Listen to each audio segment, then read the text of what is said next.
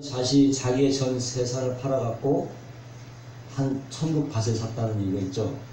천국 밭을 자기 모든 세상의 모든 재산을 다 끌어모아서 가장 중요한 것 천국 밭을 샀다는 그런 말씀이었는데,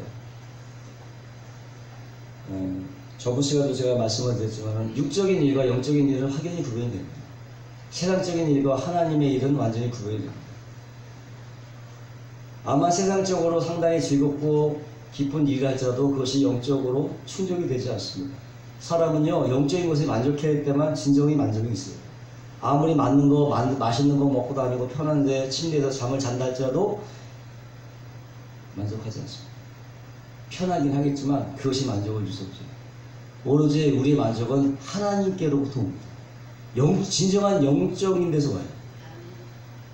여러분들이 영적인 말과 육적인 일을 개념에 대해서 잘 구분하시길 바라는데, 세상의 어떤 것도 영적인 것을 비교할 수 없습니다. 하나님을 설명할 수 없어요. 영적 세계를 세상의 어떤 도구나 어떤 물질로도 설명할 수가 없어요. 아멘. 전혀 다른 세계예요. 세상의 조그만 만족이 영적인 유익을 준다? 전혀 그렇지 않습니다. 육적인 기쁨은 육적인 기쁨이고 영적인 기쁨은 진정한 기쁨인데, 영적인 기쁨이야말로 진정한 기쁨이라는 걸 여러분 믿으시기 바랍니다. 그것을 소유한 자는요, 어디냐, 산골이나 감옥 속이나 상관이 없습니다. 감옥 속에서도 찬양이 터지는 거예요. 아멘? 그 감옥 속에서 뭐가 좋았겠어요? 막 스물스물 막 벌레가 기어는 같은 그런 느낌들, 거기 무슨 마음이 들겠어요? 그러나 그러한 상황에서도 상관없이 마음의 기쁨을 누릴 수 있는 것은 오직 영적인 것밖에 없어요. 그게 다른 거예요. 육신의 가장 고상한 차원이 영적인 것을 충족할 수 없어요. 영적인 일과 육적인 일은 확연히 구별된다는 것을 여러분 믿으시기 바랍니다. 천국은요, 여기다 저기 있다 할 것이 아니라 너희 마음 가운데입니다. 아멘. 나무다 이 천국집을 잘 지어가시기 바랍니다. 마음의 근원의 기쁨이, 마음의 기쁨의 근원이 여러분 어디에 있습니까? 바로 그곳에 계시기를 주의 이름으로 축원합니다. 진정한 만족이 거기서 나는 거예요, 여러분. 진정한 영성을 추구하게 되시기를 주의 이름으로 축원합니다. 저는 오늘 말씀을 등록해서 가진 것과 누리는 것이라는 제목을 가지고 은혜를 나누고자 합니다. 가진 것과요, 누리는 것은 다릅니다. 가졌다고 해서 다 누리는 것이 아니라는 거예요. 그럼 왜 가지고 있으면서 누리지 못하느냐? 첫 번째는 자기가 가지고 있다는 사실을 모르기 때문에. 내 은행에 10억이 들어왔어요? 근데도 그거 모르는 거예요. 10억이 들어왔는데도, 통장에 10억이 있는데도 모르고, 그러니까 못 누리죠. 가지고 있으면서도 알지 못하니까 누리지 못한다고 하는 거죠. 또 왜 누리지 못하느냐? 자기가 가지고 있다는 것을 알아요. 그러나 그걸 쓰지 못해요. 사용 방법을 몰라. 네? 인색해. 쓰지 못하는 거예요. 그럼 못 쓰는 거죠. 누리지 못하는 거죠. 그것도 가지고 있지만은. 세 번째는 자기가 가지고 있다는 것을 알고 쓰려고 하는데 제대로 못 쓰는 거예요. 이게 엉뚱한 데 쓰는 거예요. 허비하게 되는 거죠. 낭비하게 되는 거죠. 보통 대박난 사람들 보면요, 오히려 이전 생활이 더 비참해지는 경우가 많아요. 막 당권 복고에 당첨되면 막 돈 달라고 하는 사람, 야 너 협박하는 사람, 뭐 여기저기 투자하라고 하는 사람, 온갖 사람이 막 집을 들끓어요. 심지어는 친구와 친척들까지도 돈이 갑자기 많아지니까 그것 때문에 원수가 되기도 쉽고, 없던 돈이 많아지니까 이 감당이 안 되는 거예요. 쓸 줄 모르는 거 그냥. 사용 방법을 모르기 때문에 막 이게 이렇게 저기 쓰다가 결국은 대박 인생이 다시 쪽박 인생이 되는 거예요. 대박 나온 거예요. 돈 쓸 줄 몰라갖고 살고 올라서 막 흥청망청 쓰니까 다 쪽박 되는 거예요, 다시. 우리 주변에 보면 그러나 돈 잘 쓸 줄 아는 사람은 잘 쓰죠. 오히려 그 돈을 투자해서 이윤을 남기기도 하는데, 다시 말씀을 드리면 내가 가진 것을 잘 누리며 잘 쓸 줄 아는 사람이 바로 지혜로운 사람이라는 것을 믿으시기를 바랍니다. 잘 누리면서 살아야 돼요. 사도 베드로는 받은 것만큼 누리며 살라고 했습니다. 그럼 우리에게 내가 받은 게 뭐냐? 우리가 받은 게 뭐냐? 그리고 그것을 어떻게 하면 풍성히 누리며 살 수 있느냐? 첫 번째 우리가 받은 것은 뭐냐면 바로 예수님의 능력으로 뭐요? 새로운 성품을 부여받은 것입니다. 아멘. 새로운 성품, 새로운 인격을 받았다고 하는 것입니다. 우리는 그저 그냥 받으면 물질적으로 뭐 이렇게 받는 것만 좋아하는데, 여러분 최고의 선물은 내 인격이 변화되는 게 가장 큰 행복이에요. 여러분 뭐 누가 그냥 돈 주고 뭐 전셋집 주고 집 사주는 것도 되게 마음이 좋은 거겠지만, 가장 큰 행복은 여러분이 스스로 변해가는 게 가장 큰 행복이에요. 그거만큼 더 좋은 건 없습니다. 여러분 성품이 날마다 하나님으로 닮아지는 것만큼 더 감동적인 건 없어요. 가만히 여러분 여태까지 살아온 인생을 한번 돌이켜보세요. 뭐가 가장 정말 마음의 평화를 갖다주고 마음의 희열을 갖다주는가? 물질보다 더 귀한 게 있다는 거예요. 아멘? 물질보다 더 귀한 게 있어요. 권력보다 더 귀한 게 있어요. 요즘 인기보다도 더 귀한 게 있어요. 여러분, 연예인들 무대에서는 화려하지만 뒤에 가면은요 그냥 어떻게 허무해갖고, 무대에서 내려올 때 허무해갖고 마약하고 그러잖아요. 다 소용없는 거예요. 만족을 못하는 거지. 그거 갖고 사람이 만족하는 게 아니에요. 가장 큰 것은 여러분, 우리는 새로운 인격, 예수님의 인격을 하나님께서 이미 예수 믿는 순간에 부여하신 줄로 믿으시기 바랍니다. 그 인격을 갖고 가야 되는 거예요. 참 무슨 얘기했는데, 어떤 조각가가 기가 막히게 말을 잘 만들었어요. 그냥 대리석인데 조각가니까 딱 조각을 내야 되잖아요. 야, 어떻게 옆에 있는 사람 감탄해서 어떻게 이런 위대한 말을 네가 자네가 만들어냈는가 했더니, 말 같지 않으면 다 쪼개버렸다. 말 같지 않은 것들. 우리 안에 예수님 닮은 아닌 것들은 다 쪼개낼 때 아픈 것 같지만요, 그것이 우리에게 큰 희열을 갖다주고 기쁨을 갖다주고, 여러분 믿으시기 바랍니다. 그것이 바로 기쁨의 근원이에요.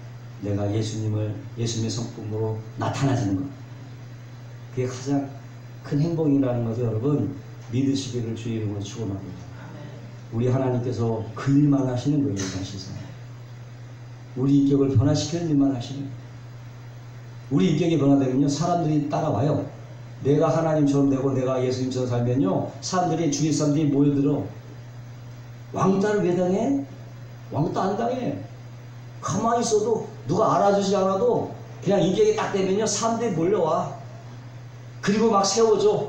당신이 정말 일할만 합니다 하고 남들이 다 세워주죠. 지가 잘났다고 나가는 사람은 안 되는 사람들이 잘날 게 뭐가 있어. 그만 하나님이 주신 성품을 잘 하고 닦으면요 사람들이 모이고 사람들이 이렇게 높여줘요. 아멘.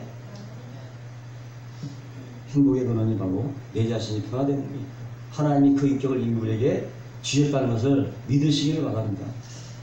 그것이에요. 1절에도 우리가 동일하게 보배로운 믿음을 받았다고 얘기하고 있어요. 예수님은 베드로에게 나의 친구라고 얘기했지만, 베드로는 예수님을 자신의 친구라고 말할 수가 없죠. 그저 종이라고, 예수님의 종이라고. 예수님 편에서는 그렇게 부를 수 있지만은 베드로 편은 그렇게 말할 수가 없는 거예요. 사도 바울 역시도 스스로가 나는 예수님의 종이다, 예수님의 종이야, 그렇게 말하고 있는데, 종은 뭐예요?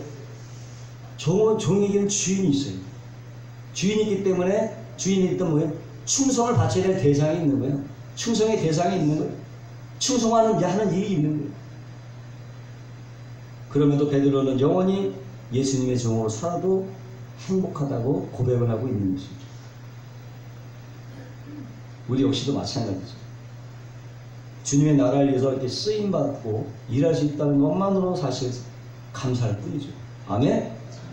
그것 자체의 의미가 있는 거예요. 여러분, 예배 자체의 의미가 있는 거예요. 더 이상 어떤 것을 기대하지 마세요. 예배 자체의 의미가 있고. 베드로는 사도로서 부도심을 받았습니다. 사도로 하는 얘기는 보내심을 받았다는 얘기예요. 당시에 로마 전역으로 보내심을 받았고 믿지 않는 세상 사람들의 속으로 보내심을 받았습니다. 예수님의 정식 임명을 받고 쓰임받은 사도였다고 하는 거죠. 그때는 사도라는 직분이 있었지만 지금은 사도라는 직분이 없어요. 우리 모두가 다 사도예요. 왜? 보내심을 받은 사람이기 때문에. 세상 속으로 보내심을 받은 사도들이라는 것을 믿으시기를 주의 이름으로 축원합니다.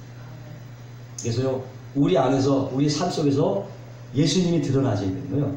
예수님이 보여줘야 되는 거예요. 예수 믿는다, 그리스도인이라면 말만 크리스찬이라고 얘기할 것이 아니라 우리 속에 그리스도의 인격이 나타나는 것이에요. 누가 봐도 저거 그리스도인 같다. 예수의 냄새가 풍긴다. 이렇게 사실상 들려줘야 되는 거죠. 베드로는 1절에 예수님의 의를 힘입어 우리가 사역을 한다고 얘기하고 있는데 자신의 업적 때문이 아니고 행위 때문이 아니라고 하는 것이죠. 그저 주님의 은혜와 사랑 때문에 내가 거기에 의를 힘입어서 내가 사역을 한다고 고백하고 있어요. 하나님은 우리에게도 하나님의 자녀가 되는 의를 베풀어 주시는데 그 의를 내 것으로 삼을 수 있는 게 뭐예요? 믿음밖에 없어요.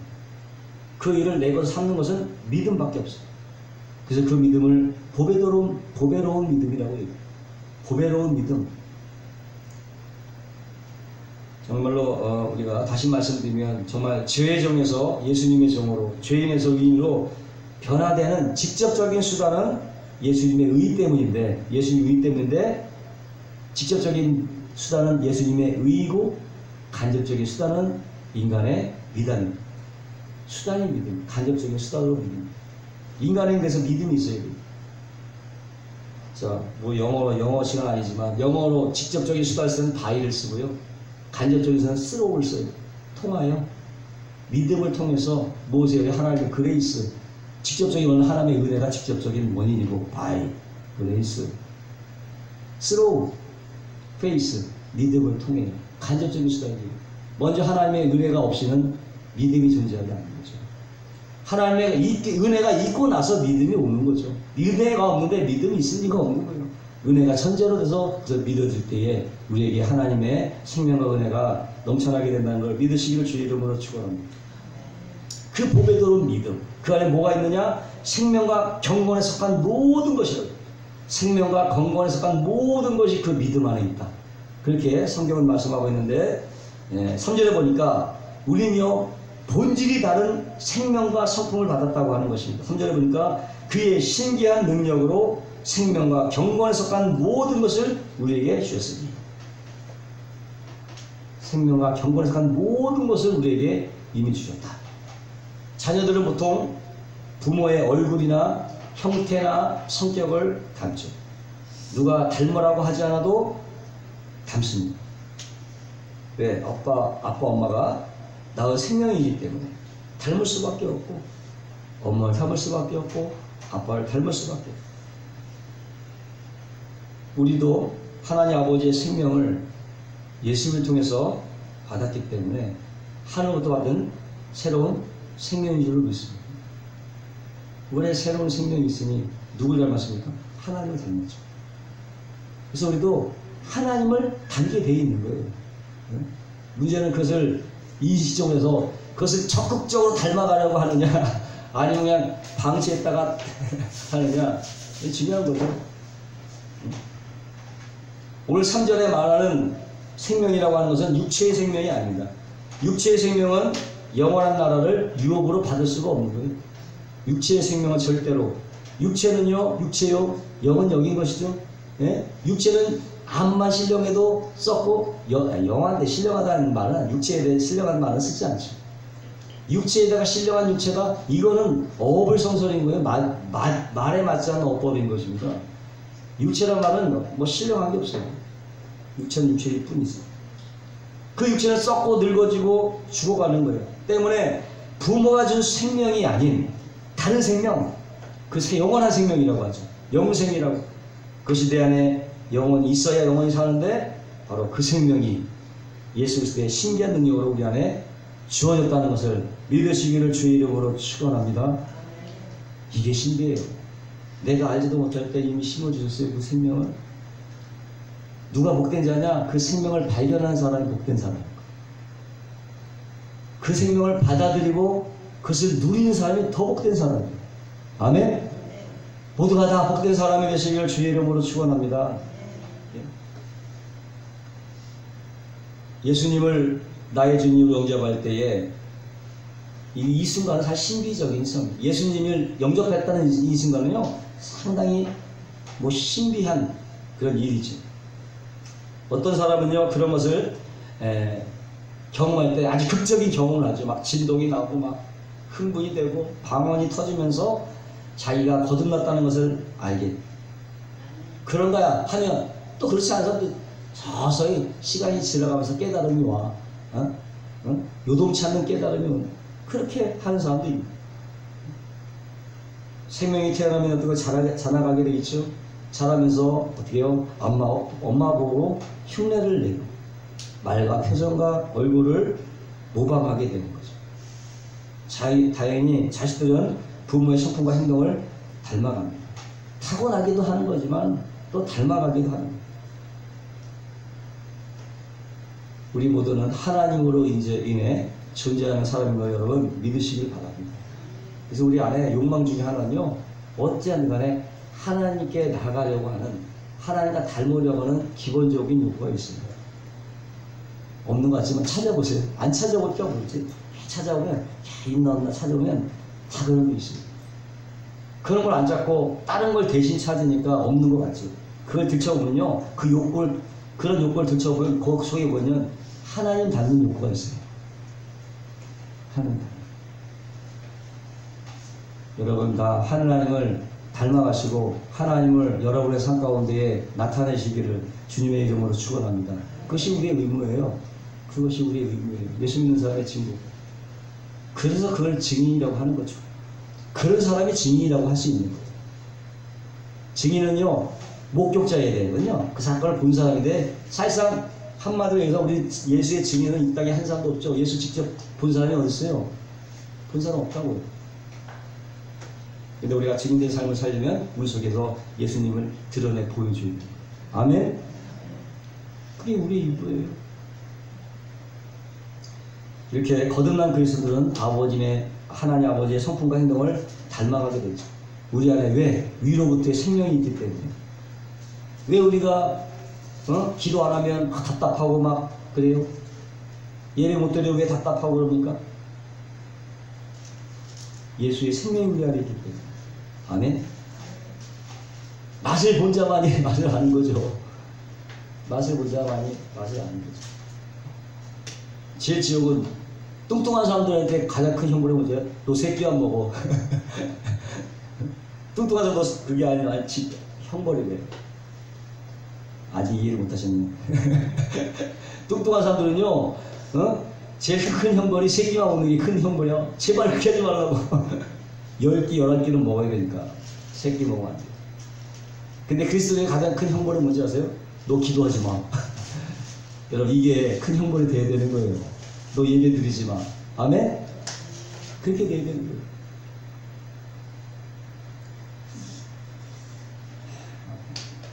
자, 바로 그것은 우리가 예수님의 생명이 나를 그의 성품과 행동을 따라 행동하게 만들어 준다는 것입니다.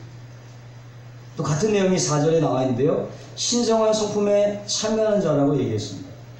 내 안의 성품이 점점 내 안에서 어떻게 자라가죠. 또 내 안에 자리를 잡죠. 과거의 것은 떠나가고 새로운 것들이 나의 진정한 성품이 되게 되는 거죠. 아멘? 그렇게 되어야 되는 거예요. 과거의 것들, 과거에 예수 믿기 전에 어떤 관념이나 생각이나 행동 패턴들이 서서히 떠나가고 새로운 것들로 우리가 채워줘야 됩니다. 채워줘야 됩니다. 또 그렇게 변해 가야 되는 거죠. 예수를 믿는다면은. 그래서 우리는 두 개의 본질, 어떻게 보면 두 개의 성품을 갖고 사는데 우리에게 육체의 생명도 있고 또 영적인 생명이 있습니다. 육체의 생명과 영적인 생명은 엄연하게 다릅니다. 근데 마음의 기쁨이, 우리의 기쁨이 어디서 오느냐? 바로 영적인 생명에서 옵니다. 육신의 생명에도 잠깐의 즐거움은 있지만 진정한 기쁨은 영적인 것에 있는 것입니다. 여러분, 진정한 기쁨을 만끽하시고 나눠주게 되시기를 주님의 이름으로 축원합니다. 정말 그래요, 여러분. 영적인 것을 추구하세요. 미래적인 약속도 받았죠. 하나님의 성품 본질뿐만 아니라 미래적인 약속도 받았습니다. 4절 보니까 이로써 그 보배롭고 지극히 큰 약속이라고 말하는데, 이로써라고 하는 것에는 자신의 영광과 덕으로서, 자신의 하나님의 영광과 덕으로서 보배롭고 지극히 큰 약속을 하고 있습니다. 영광이라고 하는 것은요, 하나님이 찬란하게 빛나는 모습을 지칭할 때 쓰는 말인데, 하나님의 성품이 세상에 나타나는 것을 말합니다. 하나님의 성품이 나타나고 하는데 영광이라고 해요. 독사, 하나님의 성품이 나타날 때 영광이라고 해요. 덕이라고 하는 것은 우리가 보통 생각하는, 어느 정도 생각하는 그런 덕이 아니라 세상이 감히 알 수 없는 그런 가장 높은 덕을 말하는 것인데, 굳이 영어로 표현하면 엑셀런트, 탁월하다고 하죠. 머리가 하나 더 있는 거예요. 탁월한 거예요. 그러한 덕. 예수님의 그 뛰어난 성품, 선과 선에 우리에서 베푸신 모든 말씀과 행동을 다 지칭하는 말이죠. 세상은 권력과 능력과 군사적인 힘과 돈으로 지배를 하지만 주님은 우리에게 찬란한 영광을 감추시고 오히려 섬기는 일로 우리를 섬겨주셨습니다. 예수님의 영광이 선하신 성품과 행동으로 드러나게 됐습니다. 전혀 위압적이지 않고 명령하거나 지배하지도 않고 말로만이 아니라 손수 제자들의 발을 씻기고 친히 눈물을 흘리시고 십자가의 형벌을 기꺼이 지었다고 하는 것입니다. 쉽지 않은 일이죠. 쉽지 않은 일이죠. 참 예수님의 생애도 참 대단하지만 과거에 영화를 보면서 한 나라를 위해서 독립투사들 있잖아요. 세상을 구하겠다고 뭐 폭탄, 윤봉길사 같은 사람은 자기 그 젊은 생애를 바치잖아요. 그게 과연 살신성인이라고 하는데 그게 보통 일이냐. 감동할 수밖에 없는, 자기 생명을 초기와 같이 조국의 신념을 위해서 초기같이 버릴 때 고개가 숙여지지 않을 수가 없는 같은 인간을 했어요. 누구는 생명이 아깝지 않겠어요? 생명이 귀하지 않겠어요? 한 번밖에 없는 목숨. 그게 한다는 건 사실상 쉽지 않은 것이죠. 예수님은 더구나 자신의 대 때문에 한 것도 아니고 모든 인류의 죄를 위해서 자신의 영을 헌신자처럼, 그냥 총 맞아 그냥 죽으면 별 고통스럽지 않은데 다 피가 마를 때까지 그런 고통을 당하는 게 그게 보통 일이겠어요. 그러니까 그런 어떤 고통을 올 때 인간으로서 고개가 숙여지지 않을 수가 없는 거예요. 정말 그 인격 앞에, 거기 앞에 누구는 무릎을 꿇잖아요.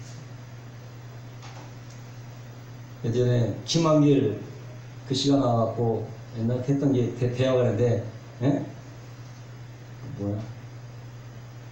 강함엔 부드러움은 자신감의 표현이라고 했어요.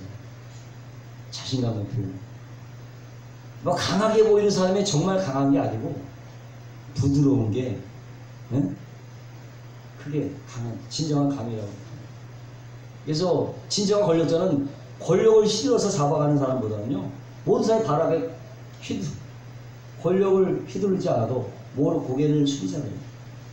예수님 앞에 모든 인류가 고개를 숙일 수밖에 없다. 자, 그래서요, 다른 사람은 다 자기를 위해 살지만은 주님은 우리를 위해 사셨다고 하는 것입니다. 이 모든 것이 바로 주님의 영광스러운 덕이라고 하는 것입니다. 아멘. 그 덕을 때문에, 그 덕택으로 우리가 살아가고 있다는 거죠. 그리고 그 주님의 주님께서 엄청난 미래의 선물을 약속하셨는데, 그것은 정말 우리가 그런 거 볼 때 수집하는 사람입니다. 하나님의 생명과 성품을 부여받았고, 또 예수님의 가장 영광스러운 섬김도 받았고, 거기다가 찬란한 미래를 약속받았고, 또 기도할 때마다 응답되고, 또 기도할 때마다 성령 충만받고, 받은 것이 너무 많죠. 과연 우리에게 어떠한 그런 선물이 기다리고 있느냐? 주님의 재림입니다. 주님의 재림, 다시 오실라, 다시 오실라. 주님의 재림이 좋은 것은 뭐냐면 육체가 찬란하게 바뀌는 미래가 다가온다고 하는 거죠. 죽음을 경험하지 않아요. 재림 때 죽음을 경험하지 않아요. 그러니까 죽음을 경험하지 않고 재림을 누리려면 얼마나 영광스러울까. 모두가 믿는 모두에게 새로운 세상의 시작이기 때문에 아마 말세는 믿지 않는 사람들에게는 엄청난 두려움이지만 믿는 사람에게는 바로 그 즐거운 이벤트가 될 줄로 믿습니다. 두렵지 않은 거예요.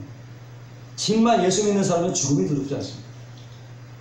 정말 예수 믿는 사람, 정말 하나님의 안에 있다면 죽음이 두렵지 않아요. 천국과 지옥을 염려하지 않습니다. 죽음 앞에서 당당할 수 있어요. 그 사람이 정말 믿는 사람이 믿지 않는 사람은 죽어볼 때 아는 거예요. 근데 어떤 사람이 목사님이 놀랄 뻔했어. 지금 막 목사님이 덜덜덜 죽음 앞에서 둘러왔더니 아니 목사님인데 그랬다는 거예요. 그걸 보고 정말 믿으면요 죽음이 두렵지 않습니다. 사실상 너희 아이 어릴 때는요 세상을 잘 모르잖아요. 아빠도 희진이나 너네 고등학교 때는 죽음이 그게 두려웠어요. 조금만 하면 죽지 않을까 죽는 꿈도 많이 꾸고 그만큼 죽음이 왜 미래에 대한 막연한 두려움 때문에 죽는 것 자체가 두려웠어요. 또 주위에 보면 아빠 엄마가 없는 게 두려웠어요. 어느 날 잠자고 딱 일어났는데 깎였는데 가장 먼저 살핀 게 왜 주위에 엄마 아빠가 죽으시면 안 돼. 그럴 때가 있었어 어렸을 때. 근데 점점점 나이가 들고 하다 보니까 죽음이 그렇게 대수롭지가 않더라고. 아마 이제 그거는 이제 나이 연세 많이 드신 분도 아마 그럴지 모르지만 그것 때문에 두려운 게 아니라 정말 두렵지 말아야 돼요. 예? 하나님 믿는 사람은 죽음이 두렵지 않습니다. 죽음을 두려워하지 마시기를 주님의 이름으로 축원합니다. 예? 두려운 요소가 아니에요. 그런 축복을 소유하고 받았고 모든 선물이 다 공짜죠. 그러니까 때문에 우리가 가진 것을 누리려고 하려면은 새로운 패턴을 가지고 살아요. 새로운 삶 방식으로 살아가야 돼요. 이미 큰 축복을 소유하고 있습니다. 하나님 주신 선물 다 공짜예요. 주님 때문에 다 받은 것이에요. 뭐 우리가 뭐 재능이 좋아서 머리가 좋아서 IQ가 좋아서 그래서 받은 것이 아니고 내가 돌을 잘 닦아서 기도를 많이 해서 받은 것이 아닙니다. 그런 노력으로 만약에 받았다면 저는 아마 진작에 떨어져 나갔을 거예요. 저는 그런 유익이 안 되거든요. 뭘 돈 닦고 혼자서 이렇게 하지 말고 놀기 좋아하는 사람이 어떻게 돌을 닦아요?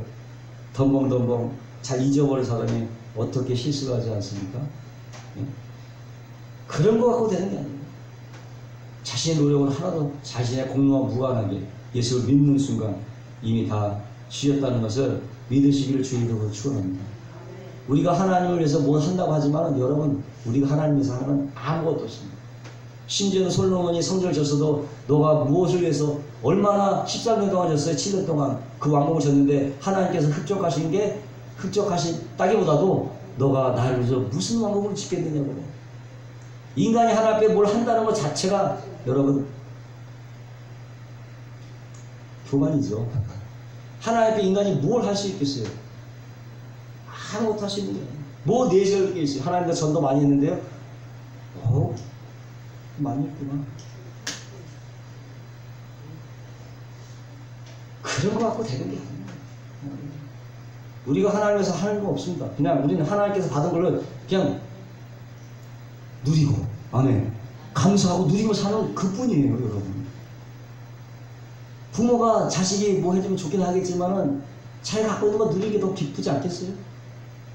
하나님은 마찬가지예요. 내가 준 걸 다 갖고 누리는 거나 크게 그 부모를 기뻐하지 않겠습니까? 그런 것입니다. 이미 다 예수를 믿는 순간 다 모든 것을 선물로 주어졌다는 것을 믿으시길 바라고 무엇보다 여러분 믿음을 그 선물을 인식하시기를 바랍니다. 네? 그 선물을 주신 것을 확실하고 삶 가운데 여러분 누리면서 사시기를 주님의 이름으로 축원합니다. 근데 어떤 사람은 막 그리스도이면서 막 궁상맞게 살고 막 또 한 사람 또 너무 재밌게 사는데 근데 그 알고 보니까 세상 재미에 빠져가고 어떤 사람은 정말 영적으로 풍성하게 사는 사람이 있는 거 아니에요. 쥐고도 굶어 죽는 사람이 있단 말이에요. 쥐고도 굶어 죽는 사람이 있어요. 왜? 자신이 가지고 있는 선물을 사용할지 모르기 때문에.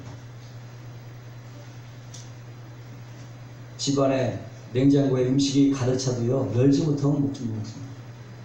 여러분에게 천국 여기서 다 줬지만은 열지 못하면 굶어 죽는 거예요. 네? 여러분 모두가 천국을 여시고 그 안에 들어가서 마음껏 먹고 누리시고 나누시며 살아가시길 주의 이름으로 축원합니다. 이미 다 주셨어요. 믿는 순간 다 주셨어요. 네? 각자 발견해 가시고 여시기를 바라고 누리시기를 바라고 알아야 되죠. 2절 4절 보니까 각종마다 알미라는 말이 나왔고 4절에 참여라는 말이 나왔어요. 참여라고 한다는 것은 참가하다, 참여한다, 같이 일한다. 헬라어로 코이노이아, 교제한다는 거예요. 사귄다는 말이 있어요. 그러니까 안다는 의미하고 상통되는 거예요. 사귀는 거예요. 아는 거예요. 예수님을 알고 예수님과 교제하는 것이 모든 해결의 처음과 마지막 이 줄로 믿으시기 바랍니다. 이것이 없으면 다 무너지는 거죠. 2절에 보니까 하나님과 우리 주 예수를 알므로 은혜와 평강이 너에게 더욱 많을지어다. 3절에 생명과 경건에 속한 모든 것이 우리를 부르신 예수를 알므로써 주었다고. 예수를 알므로써 생명과 경건에 속한 모든 것을 내 것으로 빼내어 쓸 수가 있다고 하는 것입니다.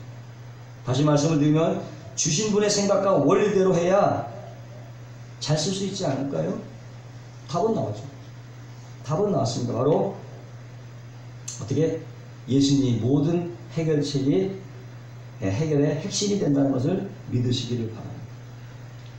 그래서 예수님을 알아가는 일, 여러분 생명을 거시기를 주의 이름으로 축원합니다. 얼굴이 닮아가고 마음이 닮아가고 할렐루야. 예수님의 십자가를 여러분의 마음 중심에 세우게 되시기를 주의 이름으로 축원합니다. 예수님의 십자가는요 곧 목표를 말하는 거예요.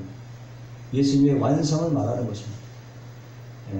우리가 믿는다면 십자가까지 가야 되는 거예요. 십자가는 무거운 짐을 짓는 것이 아니라 목표를 이루는 것입니다.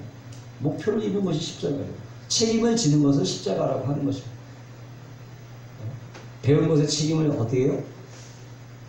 배운 것의 목표가 뭡니까? 배운 것이 나타나야 되는 거예요. 믿는다고 하면 그것이 나타나야 되는 것이 목표예요. 꿈이 있다면 그것이 이루어야 되는 게 꿈이죠. 목표예요. 네? 이루어야 되는 그것이 바로 목표예요. 여러분 아는 것뿐만 아니라 십자가를 지시고 목표를 이뤄내시기를 바랍니다. 천국을 늘 먹고 마시고 또 누리며 사시는 저와 여러분 되시기를 주님의 이름으로 축원합니다. 기도하겠습니다. 거룩하시고 영화로우신 감사합니다. 하나님께서 이미 모든 것들을 우리에게 주셨는데 우리가 믿음으로 날마다 소유하고 그를 누리며 나는 우리의 모든 삶이 되게 하여 주옵소서. 우리의 인격이 날마다 예수님의 인격으로 변화되고 하나님을 닮아가는 우리 모두가 되게 하여 주옵소서. 감사하며 예수님의 이름으로 축복하고 기도합니다.